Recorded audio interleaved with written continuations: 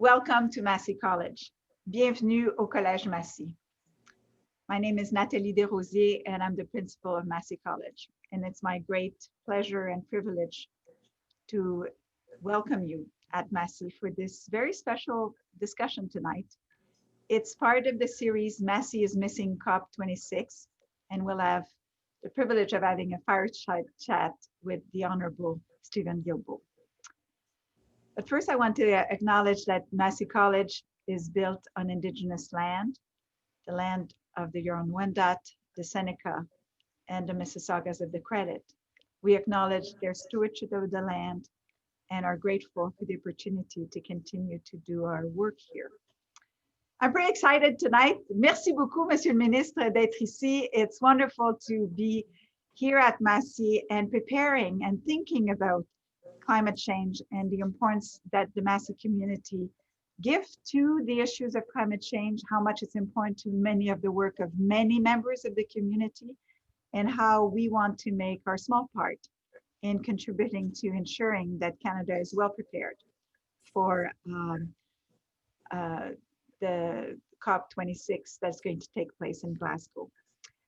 I want to thank Senior Fellow and former Environmental Commissioner of Ontario, Dianne Saxe, for leading this discussion tonight. And without further ado, I just want to say, merci, Monsieur le Ministre, d'être ici. C'est un grand plaisir de vous avoir à Massey. It would have been wonderful to have you in person. I hope you'll come back and another time when we are able to meet together. And thank you, Dianne, for taking on this leadership role in ensuring that Massey misses COP26 but gets ready for it. Thank you. Thank you very much, Principal, and welcome everyone. And thank you for joining us tonight for the kickoff event for our 2021 Year of Climate Action at Massey College.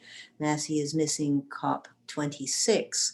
Some of you joined us in November. We had a 5-part conference, and the 5th and best attended of our sessions, all of which are still available on the YouTube channel, was on the question of arts and culture and its relationship to the climate crisis. Minister Guilbeault was hoping to join us for that occasion and got pulled aside by his other duties and promised instead to come and join us tonight and to kick off this year's conversation. So we're going to start with a brief statement from the minister, then he and I will have a conversation, and at the end we'll be taking questions out of the chat. So please feel free to put some questions into the chat that you'd like to ask the minister. And with that, with no more ado, Minister Guilbeault, thank you for joining us. Over to you. Merci beaucoup. Bonsoir. Thank you. I'm joining you tonight from my home in Montreal, and I would like to acknowledge that I am on the traditional territory of the Mohawk and other Oshani people. And I would like to first thank Massey College, Dr. Desrosiers, and you, Dr. Saxe, for inviting me to participate in this in today's discussion. And I do apologize for having to cancel my appearance at the COP26 discussion last year.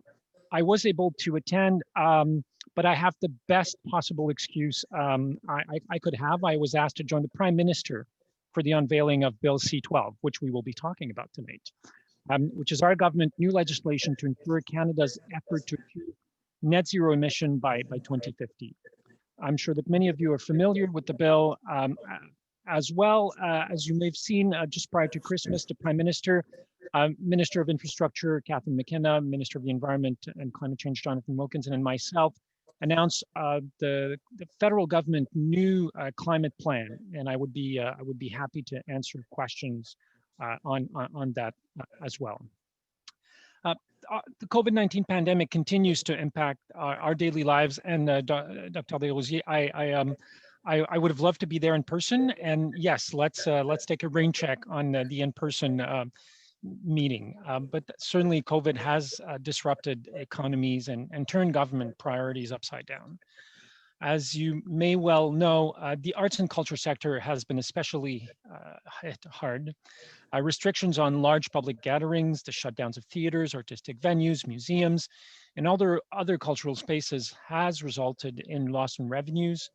loss of jobs, continuing uncertainty, and an industry in crisis. The government has been doing everything it can to help. Since March, we've worked hard to unroll the COVID-19 Economic Response Plan, including a $500 million emergency support fund that went directly to Canadians in the arts, culture, and sports sectors. In total, since March, in fact, for the sector, the federal government has provided a little over $5 billion in direct or indirect support for the sector. But as we all know, this COVID crisis is not the only crisis that we face. And as the Prime Minister Trudeau has said, just because we're in the midst of this public health crisis, it does not mean that we can afford to ignore the ongoing climate crisis. When we talk about the role of arts and culture in combating climate change, we can ask a couple of important questions. First, we can ask, what can the arts and culture sector do themselves to lead by example in taking real action on climate change? These conversations were well underway in the arts and culture sector before COVID-19 put survival on some organizations at risk. Within the industry, we feel a real call to walk the talk on environmental matters and to meet the public's expectations regarding the holding of activities and cultural experiences that respect the environment and principles of sustainable development. Back in September, I participated in a Green Recovery Roundtable with arts and culture stakeholders, where we took stock of those efforts and discussed the path forward for Canada and for the Canadian arts and culture sector. Participants highlighted the issues they face by implementing green practices. Film and TV production sets have been working hard to reduce the size of their environmental footprint, but there are still some substantial challenges. Live music tours depend on extensive national and international travel. And of course, many participants regretted to report that efforts to green the sector had been stalled or slowed, at least by the impacts of COVID-19. Still, many said they hoped that this period of downturn in the day-to-day activities would be used to focus more on developing green initiatives.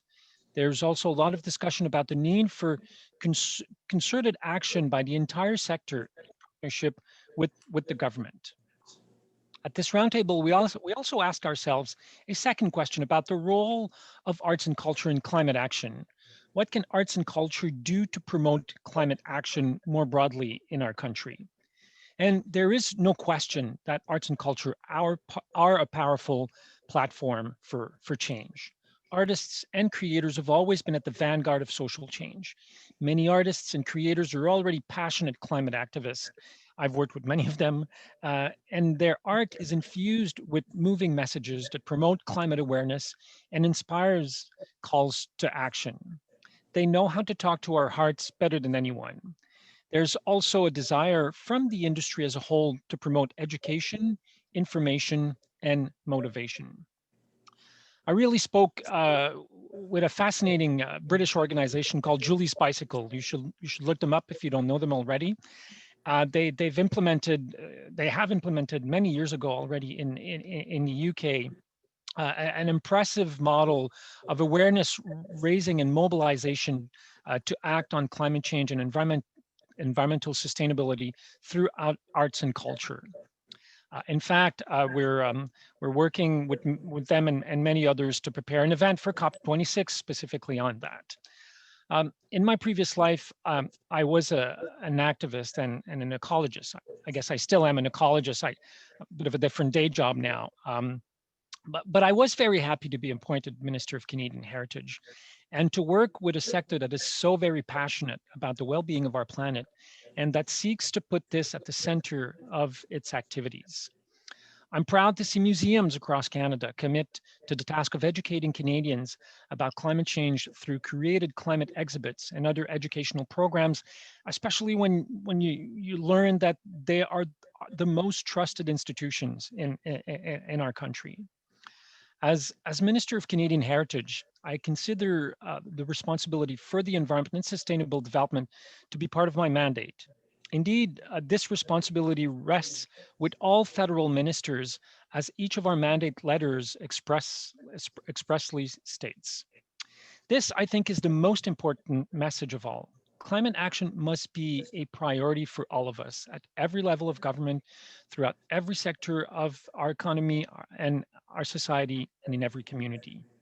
Despite the challenges of COVID-19, we have a unique opportunity now to hardwire a greener future into our recovery efforts. To do this, we need to work together. We need to all pull in the same direction. We need to take strength and inspiration from our arts and culture, which have always been able to bring us together and unite us in a common cause. We need to pay attention to artists who can be effective agents of change in our societies for the better of us all and the planet. We also need to listen to the wisdom and teachings of the Indigenous peoples who've cared for this land for thousands of years. This is our chance, maybe our last chance. The time is now. Thank you. Merci beaucoup. Well, thank you, Minister. Let's start at the beginning. Not everybody knows what the Minister of Canadian Heritage of the federal government does. Can you remind us, please? Yes, it's a very interesting portfolio. So I've spoken about arts and culture. I'm also the federal minister responsible for sports, not professional sports, but amateur sports across the country, and also everything that has to do with our high-performing athletes, Olympics, Canada Games. I am also the minister responsible for the implementation of the Indigenous Language Act, which was adopted shortly before the 2019 election, which is an act which goal is to help strengthen, revitalize, and maintain Indigenous languages in Canada. I mean, it's a bit of a legislative feat in the sense that it was co-constructed with First Nations, Métis, and Inuit peoples, and it is being co-implemented. There are other I'm also the minister responsible for human rights in Canada. So Canada has signed a number of international human rights commitment. So the implementation and the follow-up of these commitments in Canada is under the responsibility of the heritage minister.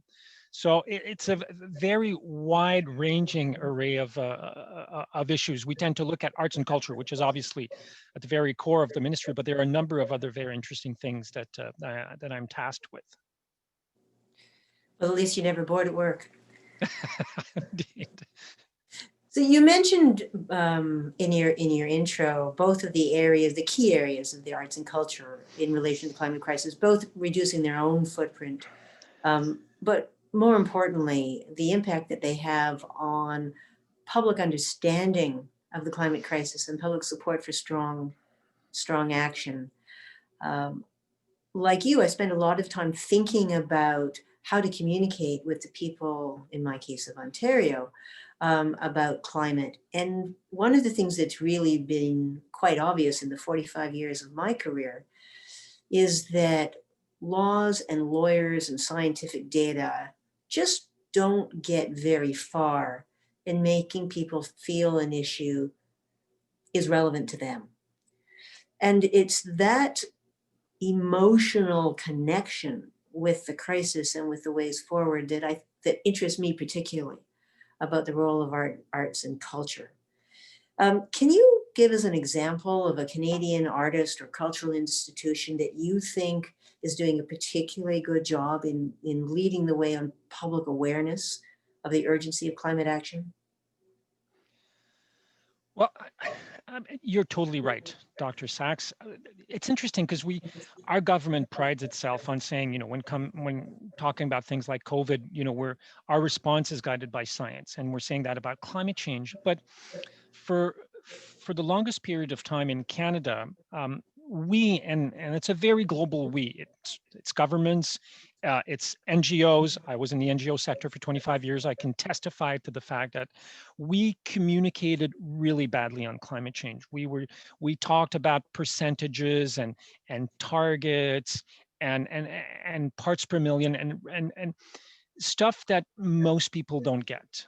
and we've been having this very intellectual conversation about climate change, and what the science of communicating on climate change tells us, which is a relatively new body of science in certainly North America and the Western world in general. But what the science tells us is that we should be communicating from the heart. We should be talking to people's values. Shouldn't be talking about solar panels versus this or that. And governments, and I would argue by and large, climate activists aren't very good at doing that. Artists, on the other hand, are experts. I mean, they're masters in the art of talking with their hearts and touching people at their core values. So we really collectively we have to shift our approach of communicating on climate change on its head, because we've been doing it wrong for a very long time. I'm not pointing fingers at you, but certainly I'm pointing fingers at myself and a number of my ex-colleagues, and certainly at the government in general, or even governments, because I've worked with many governments in Canada and even abroad on that. There are many examples of artists or artistic organizations. I mean, we could think of songwriters, we could think of painters, we can think of people in the audiovisual sectors that have done tremendous documentaries or even movies. I was earlier referring to museums. I mean, a number of museums across the country are doing fabulous work when it comes to talking about climate change. And that's something I discovered when I became heritage minister. But museums are the most trusted institution in our society. People have a great level of trust with museums, which is not necessarily the case with politicians. So that's probably why the Prime Minister put it in my mandate letter to work with museums to develop a climate change strategy, so that we can, on the one hand, help museums reduce their carbon and environmental footprint, but certainly work with them to have this conversation with Canadians in a way that will enable us to shift a dial on the issue. Yeah, that's one of the reasons I spent a lot of the last 2 years working with to get the Royal Ontario Museum to hire their first curator of climate change. And as you probably know, the job search closed in mid-December, and the shortlist is being prepared, and that will be exciting once that person is in place. Yes. Can you tell us a little more about what the federal government is actually doing to support the arts community? I mean, I know you mentioned you're providing some emergency funding to get through COVID, and Lord knows that's an enormous blow for artists and arts institutions. But the specific question of their incredibly important role in communicating and touching the heart on climate, what are you doing to support that? At the moment, not a lot.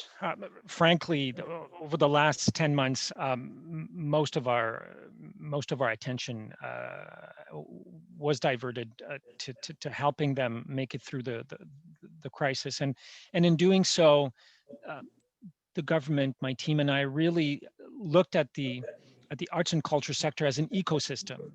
And how can we ensure that we've lost some concert halls, and we've lost some artistic organizations and companies, but how can we ensure that as a whole the ecosystem makes it through the crisis, and that when we're in this recovery phase we can rebuild and we don't have to start from scratch. But that being said, I mean, the vaccines coming in, people starting to be vaccinated across the country, we can see the light at the end of the tunnel. We're not quite there yet, certainly not in Ontario, Quebec, and many parts of the country, but we can start thinking of this moment where things will be back to more normal, and so we are working to build towards that. I think I think there's a couple of things that the government can do to work with artists and cultural organization in this country. So I think on the one hand, we can help them. Um, as I said earlier, some have already done a lot of things when it comes to reducing their footprint, environmental carbon footprint. But I think there's a lot of people who are seeking help and who would like to do it, but they don't know where to start. So I think the government can help in providing information, in putting people together, sharing best practices, and perhaps supporting financially organizations that would like to do the transition towards lower footprint of in their day-to-day operation. Should it be in the music sector, in the audiovisual sector, live performance? So that's one thing we can do. And I think the other thing we can do is what you and I were talking about earlier on. How do we work with artists to improve the way we communicate with we have a conversation with Canadians on climate change. And that's something we have started timidly at this point, but something I certainly want to increase the volume going forward. Well, I certainly encourage you to do that because I agree with you. I think the federal government's been quite invisible on this. Have you given any thought to public climate art? Well, you can think about it. How's that? Yeah, and actually, the Canada Council for the Arts has been doing. You know, I mean, I was talking about me at the ministry having done limited things, but the Canada Council certainly has done a number of things and funded a number of initiatives, specifically on climate change or more broadly on environmental issues. So we're not starting from scratch, but I guess what I'm saying is that there's a lot more we can and should be doing. All right. Well, I hope we get to see it and see it soon. Now, in preparation for tonight, I hope you had a chance to look at Barry Lord's book, Art and Energy. It's a really interesting analysis, one of the more hopeful things I've read on climate in the last couple of years.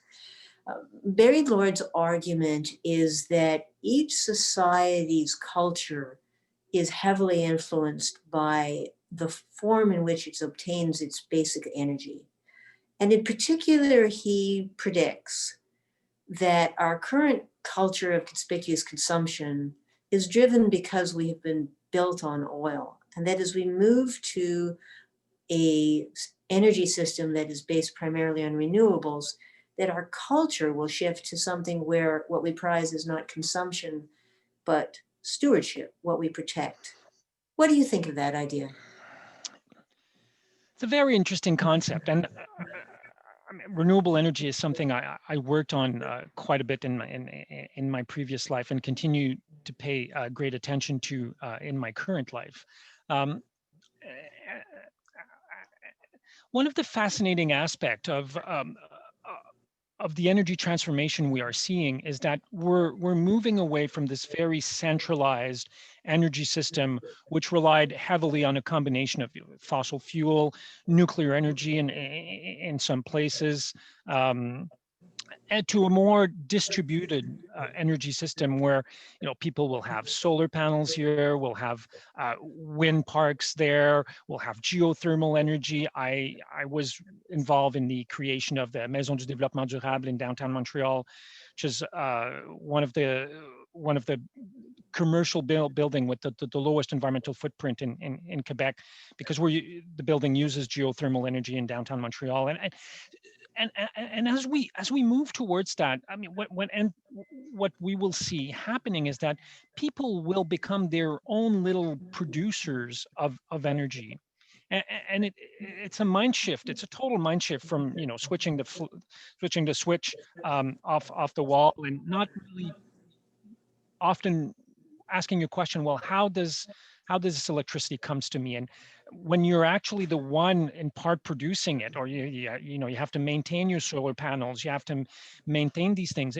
I think we are going to, I agree, we are going to see a very fundamental shift from what we've seen in the last many decades. Well, it won't come a moment too soon. So anyway, I hope he's right.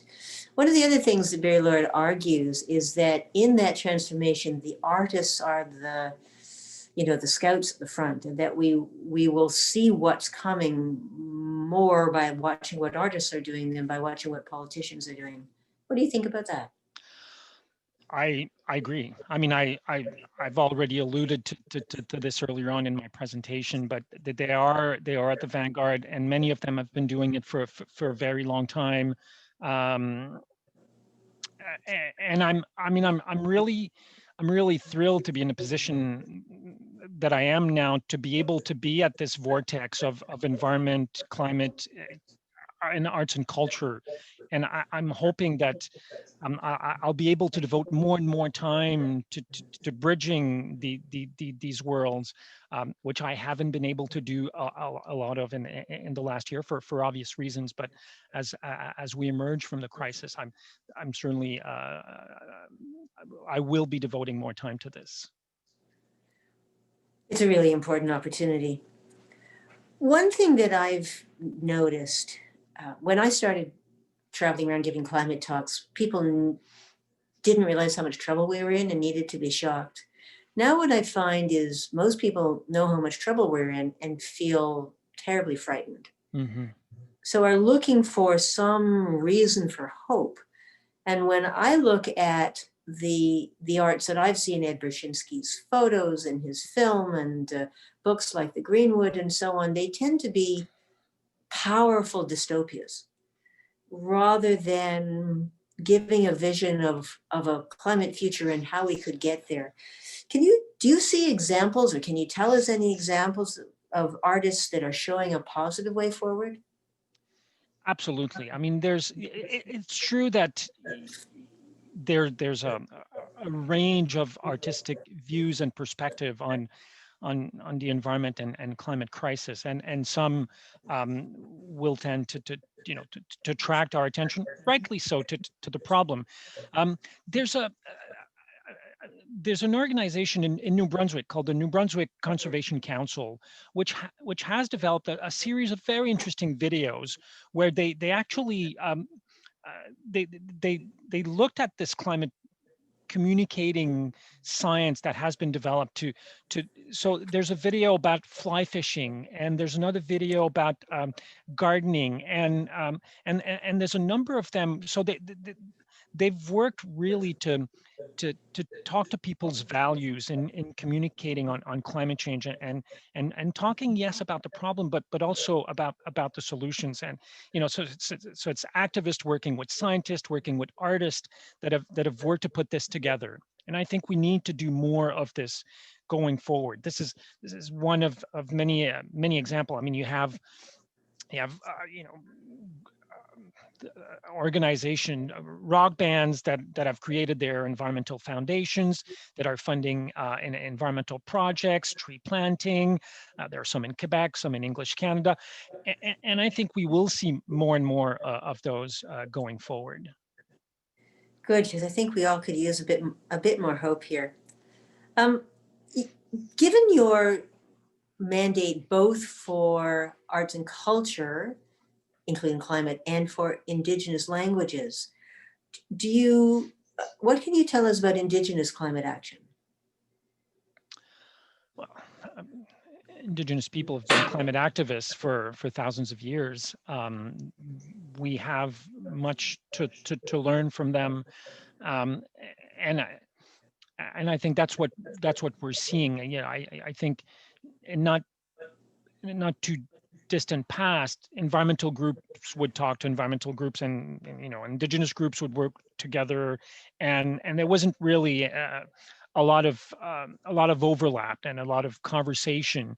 And I think we're seeing these silos more and more being taken apart, and we are seeing this great work that is happening between environmental organizations and environmental activists and Indigenous activists. I mean, ultimately, these issues are they're very interlinked. We know how climate change is affecting certainly poorer countries in the world, but also poorer people in richer countries, and Indigenous communities more than non-Indigenous communities. So I think it took us as a society quite some time, and we're not quite there yet, but to make those connections. But I think these connections are being made more and more. I guess I didn't ask a very good question. What I was Oh. wondering is whether the Indigenous view of the relationship with the land, honed over so many millennia, do you see that having a significant role in helping non-Indigenous Canadians come to stronger support for climate action? Yes, but I mean, it's going to be a long journey, like to change our mentality from what it is now, and we were talking about this a little bit earlier, to this is such a fundamental shift from the way they view the world versus how we view the world. We have so much to learn, but you know, in terms of societal change, this is something that will take some time. Well, I hope they'll help us find the way. A different way of thinking about art is the role that art can play for individuals, for amateurs, in just coping with the incredible stress of knowing what we're doing to the world and where we're heading. I understand that you have some responsibility for amateur sport. Does the federal government provide any support for amateur art, and in particular for art as a way of dealing with climate anguish? So the Canada Council for the Arts funds artists directly. The Ministry of Heritage funds organizations and institutions across the country. So the council and basically the Canada Council uses a jury by the peers, composed of peers, to decide how the money is allocated.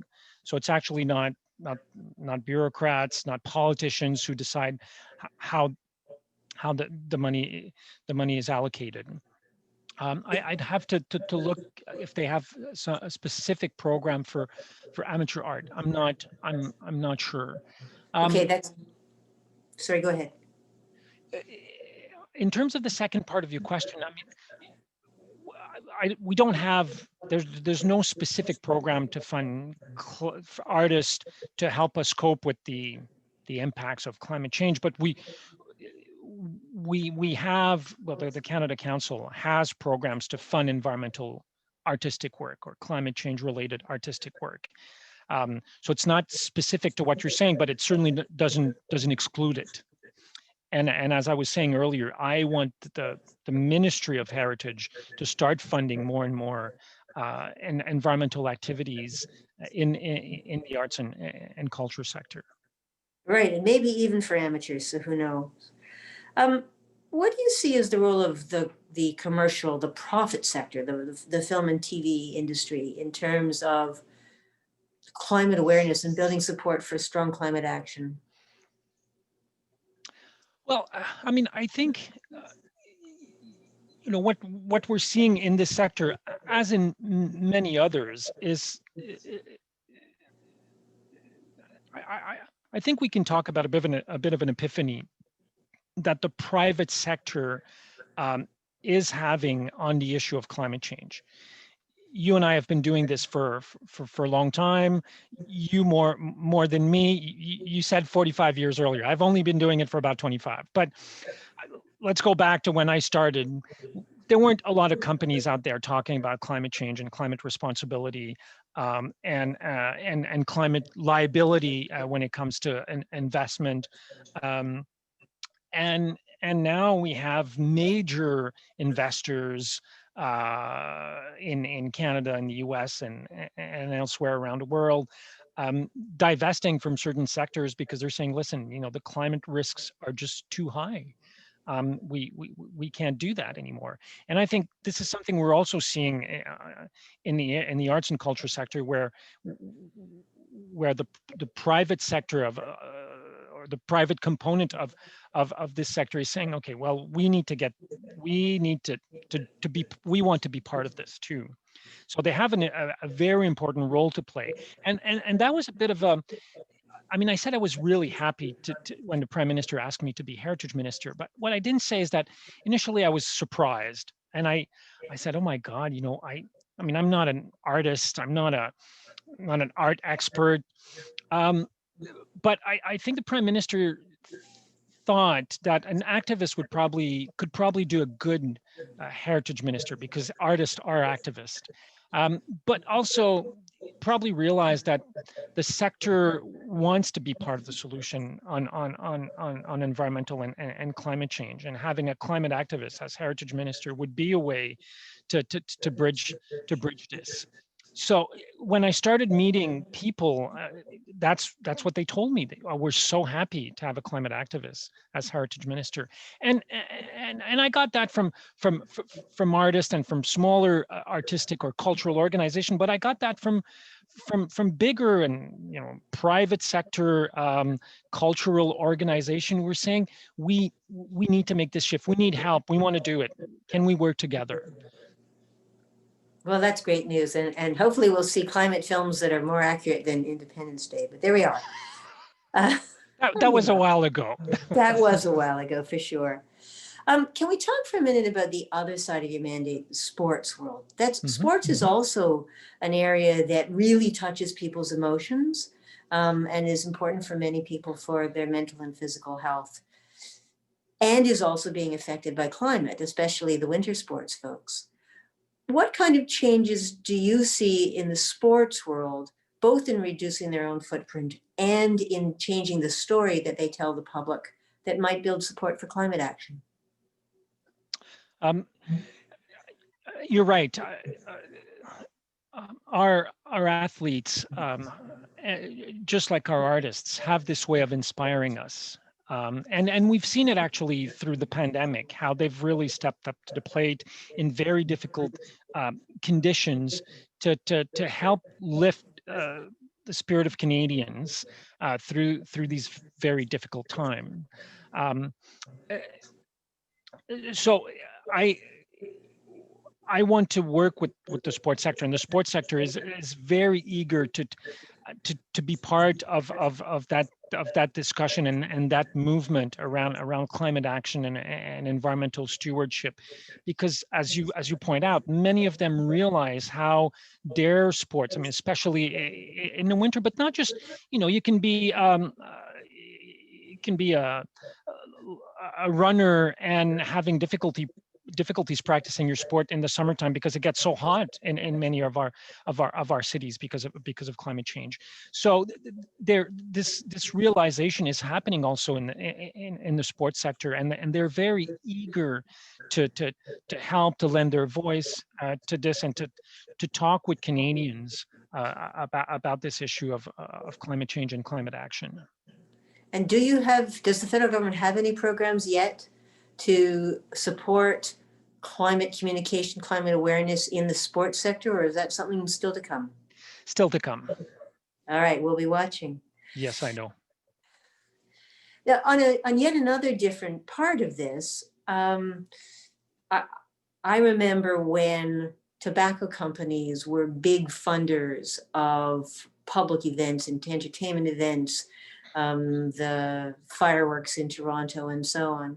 And the federal government eventually moved to ban tobacco companies from funding these events as part of the ban on advertising, once the public became really aware of the enormous harm that these products do and continue to do, even though they're legal. Today, we still see the fossil fuel companies using their immense wealth to buy public legitimacy and access to decision makers by supporting arts events, cultural institutions, and so on.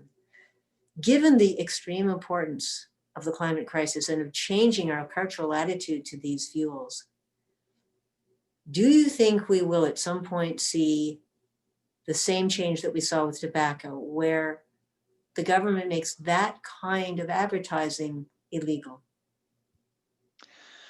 Um, it's a good question. I mean, I guess the first thing I should say is I, I believe that governments, certainly the federal government, but provincial governments as well, should be doing more to support art, arts and cultural organizations. And that's certainly something at the federal level that I'm working on. But if we did that, then there would be less of an incentive or even a need for these organizations to turn to various potential funders to help them support their mission. We would still see it, but probably to to a lesser extent. Um, and I recognize that successive governments have often underfunded artists and cultural institutions, um, which is why they turn to wealthy individual donors and corporations for for donations. My mandate letter includes a commitment to conduct a comprehensive review, for example, of our museum policy to better understand the role that Canadian heritage should play in properly funding our cultural institutions. So I don't think I've answered your question exactly. I'm not sure we're there yet. In terms of what you're asking specifically, I don't know that we will get there. I mean, obviously, there are some very important differences between tobacco and energy. We kind of need energy to live. Now we can obviously have a debate, which would be a short debate between you and I on what type of energy we should be using. But they are differences nonetheless. Yes, for sure there are differences, but the question is still there. Is it legitimate for the fossil fuel companies to be able to use their money to buy legitimacy and access to decision makers? So anyway, I'm glad it's on the table and I'll keep asking you about it. And I wasn't expecting a real answer tonight, but that's okay. So thank you very much, Minister. I know that there are some questions in the chat. So as you know, I can't see the chat tonight. So please go ahead and answer the questions as we have time. We've still got about another 15 minutes. Yes. So I will read the questions as they've been posted in the chat. And the first one we have is from Rita Bijon to me, asking about the status of the biosphere in Montreal. Is your ministry able to assure stability of funding of the biosphere and its work on bringing education on climate change to the public? That's a really good question. This is a file I've been actively engaged on. The biosphere is basically a climate change museum. That for all sorts of administrative reason is not under the purview of the Heritage Ministry, but under the purview of the Environment Ministry. And under the Harper government, funding was severely cut to the biosphere. The biosphere is one of the few remaining pavilion of Expo 67 in Montreal. It was at the time called the American Pavilion, conceived by the architect Buckminster Fuller. I'm not even sure he was an actual architect, but certainly a great inventor. So it's this, I mean, you've seen it on postcards of Montreal. It's this very iconic building. So I'm currently working with my colleague, Minister Wilkinson, because Environment Canada is, we will ensure the continuity of the biosphere. And we're working with the City of Montreal and the Government of Quebec. And I'm confident that in the coming weeks, maybe months, we'll have some good news on the biosphere in Montreal. Oh, that's good. We're all ready for some good news, and that is a wonderful institution. It is. I've been there many times myself. The next one, the question is, it was interesting to hear you speak about the role of arts and environment as a Canadian endeavor. What does it mean for programming for the ministry, for example, that would not dictate what to say to artists? This is a really good question. I mean, the the last thing we want is for a government to start telling artists what they should or shouldn't be doing as part of their arts. The way I see this is that for those artists or artistic cultural organizations that want to work on these issues, that we provide funding, just like we provide funding for a whole range of other artistic endeavor.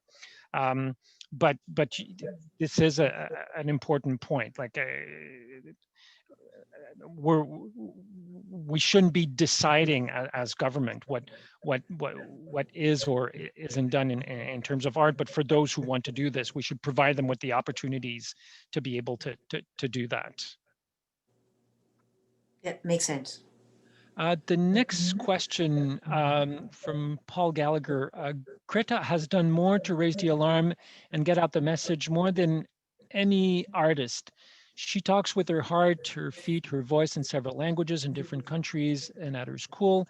She has mobilized millions around the world, including here in Canada. She has become a very trusted and inspirational institution unto herself. I won't dispute, I did meet her when she was in Montreal in the summer of 2019. I won't dispute that she's done amazing things for the climate debate. I might debate you on the fact that she's done more than any artists. I think that there are many artists out there who've been doing tremendous work, but I don't think we could. I don't think no one would be wrong or right to argue one or the other position on that. We're going to need everybody. Yeah, exactly. Next one, I can't see the name of the speaker, but interesting point earlier about the proper way to communicate messages to the population for the environment. The paradox here about switching from a number science-based approach to a talking from the heart approach is that politicians in environment have often been blamed justifiably for saying nice words, but not delivering the numbers. I see your point. I mean, I think we have to find this balance where numbers matters, especially on an issue like climate change. And if I gave you the impression that we will stop. I mean, just before Christmas, we announced this plan, new targets, carbon pricing continue to go up, and so I think these more the more fact-based communications that we have to do on climate change will continue.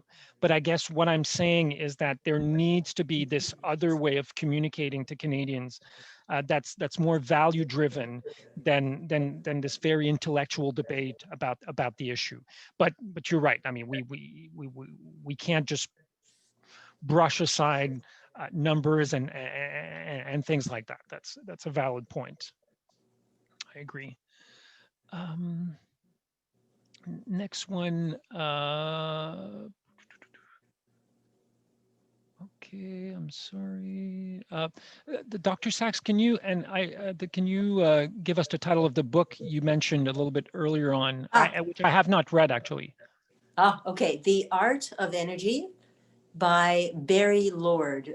Barry Lord's a museum designer, and so he goes through a series of the great artifacts of the history of the world to illustrate his thesis that in each human age, culture has been profoundly influenced by the source of energy and the transition to a new form of energy, from human muscles to animal muscles, from animal muscles to water power, and so on. So it was a very interesting thesis, and one of the more optimistic ones that I've read. The Art of Energy by Barry Lord.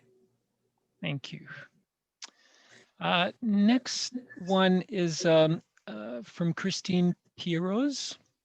Interestingly, I see a MOOC here on sustainability in major sport events. If people are interested in learning more about reducing carbon footprints of major events, arts as well, I would imagine, there's a website you can see in the chat if people are interested to learn more about this for sustainability major sports events principles. Next question is from Joyce Lee. It's addressed to me.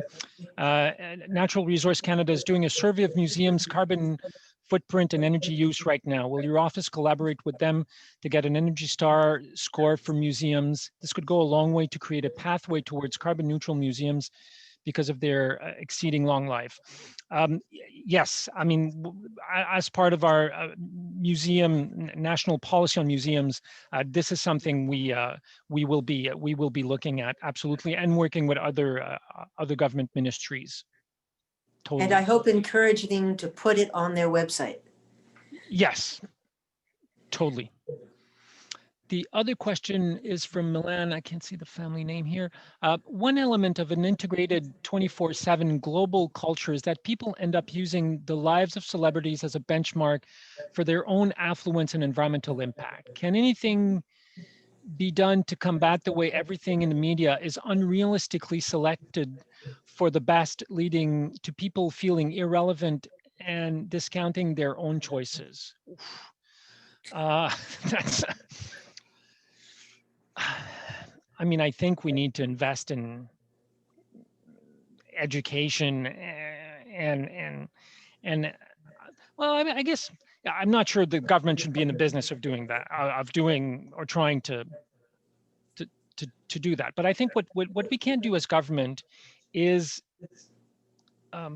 help Canadians understand the importance of these issues, communicate with them what it is we should be doing as governments, what we as a country are doing, and raise the level of awareness about this. And my hope is that by doing so, maybe we can have some form of influence on people values. Well, they will tend to value things that are more fundamental in their lives more than things that are perhaps a bit more trivial.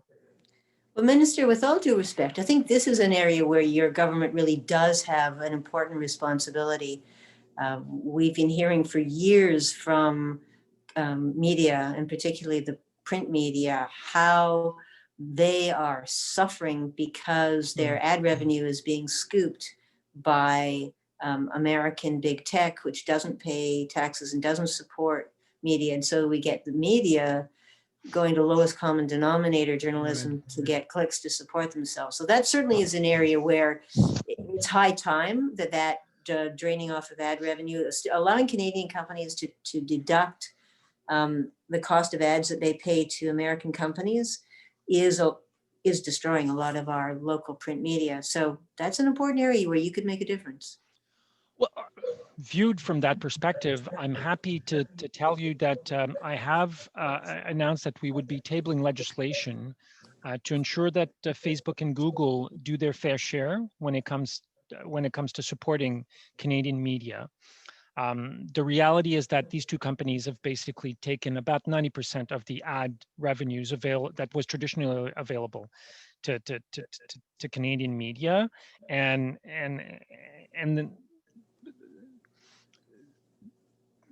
leaving very little money for Canadian media to be able to do what they should be doing.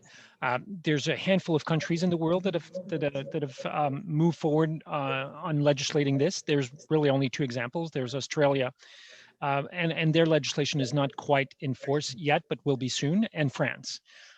We have a meeting next month with France, with Australia, with Germany, Finland. I believe a few other countries will be there. We're launching this international coalition of like-minded countries who want to start tackling many issues regarding large tech companies, big tech companies.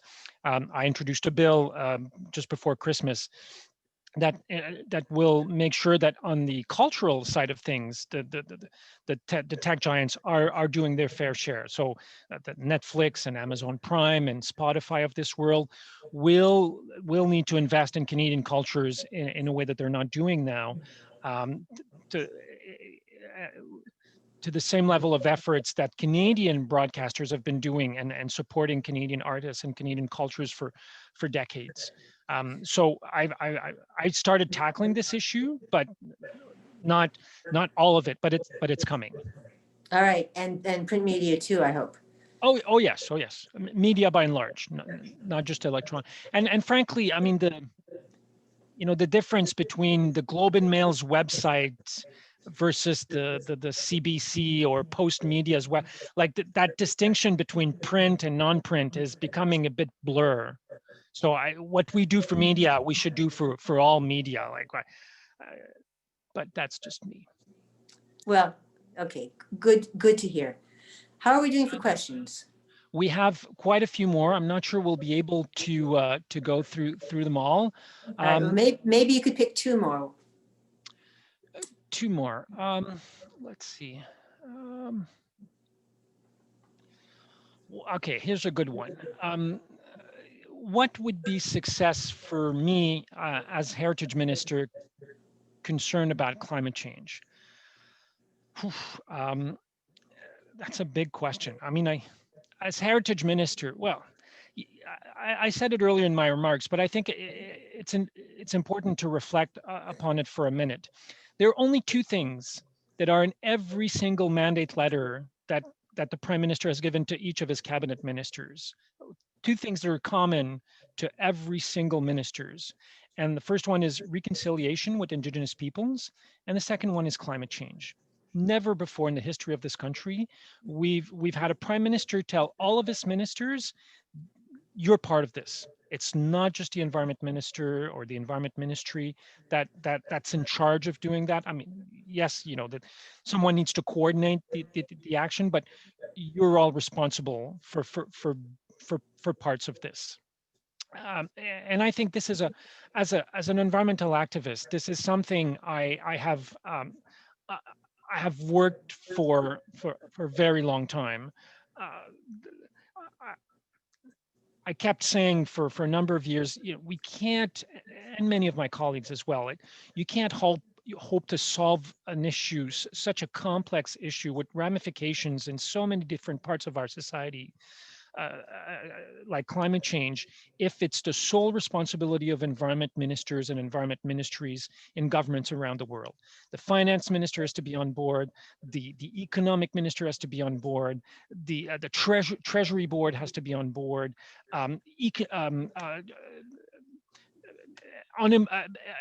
employment ministries have to be on board. Like, it has to be across the board. And the success for me, well, I certainly want Heritage Ministry to become an active player along the lines of what we've been talking about now for almost an hour, on the arts and culture side of things. But I also want us to be part of this whole of government approach to dealing with climate change and supporting what other ministries are doing to help Canada tackle climate change. I think that's what success would look like for me. And